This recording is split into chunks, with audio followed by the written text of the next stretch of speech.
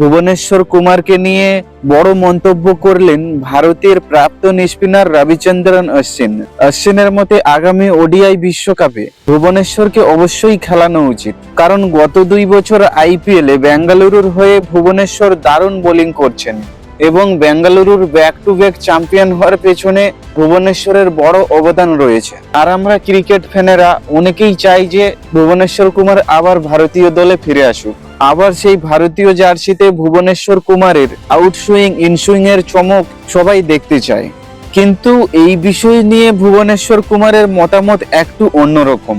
একটি পডকাস্টে তিনি বলেন, আমি এখন ক্রিকেট খেলি শুধুমাত্র ক্রিকেটকে ভালোবাসি বলে। ভারতের হয়ে আমি আগেই খেলেছি, এখন আর সেটা আমার লক্ষ্য নয়।